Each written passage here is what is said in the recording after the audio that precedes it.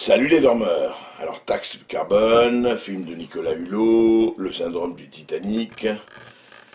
C'est vrai que la prise de conscience écologique, quand on regarde par rapport à il y a 20 ans ou 30 ans, a augmenté et c'est heureux de façon drastique.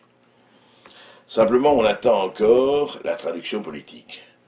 Car on voudrait vraiment savoir, et je n'ai toujours pas compris, en quoi la taxe carbone servait à quoi que ce soit. Est-ce que c'est là qu'il faut se battre? Deuxièmement, j'ai vu le film de Nicolas Hulot, qui est très bien fait, Le syndrome du Titanic.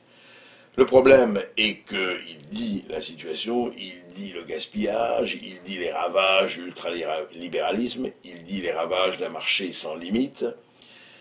Mais maintenant, il faut passer aux actes. Et les actes, ce n'est pas seulement un film, c'est la politique. Car ça ne changera que par la politique. On peut s'en réjouir ou le déplorer, c'est comme ça. Donc, qu'est-ce qu'il fait et qu'est-ce qu'on fait? Parce qu'il n'y a pas que Nicolas Hulot, il ne faut pas aussi le prendre seul. Qu'est-ce qu'on fait pour que la politique soit différente? Et qu'est-ce qu'on fait?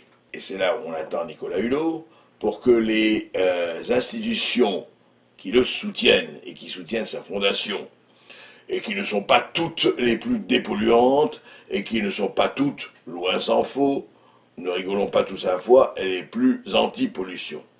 Qu'est-ce qui se passe au moment où le clivage se fait?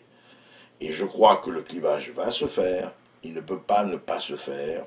D'ailleurs, ce n'est pas par hasard, c'est le capitalisme qui a montré depuis très longtemps aujourd'hui sa capacité d'auto-correction, est en train de devenir, dans les tas d'endroits, un capitalisme vert. Je m'explique.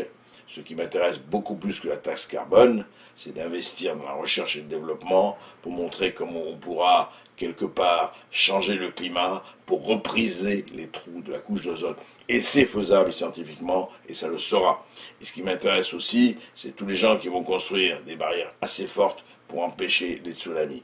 C'est-à-dire que la science doit répondre à la science doit répondre aux ravages que les hommes ont créés, la science, et je ne divinise pas la science, doit chercher, innover. Et ça nous fera beaucoup plus avancer que les films et que les appels au peuple. Et parce que le peuple n'en sait rien, c'est pas lui qui va inventer. Il n'a ni le temps, ni les moyens.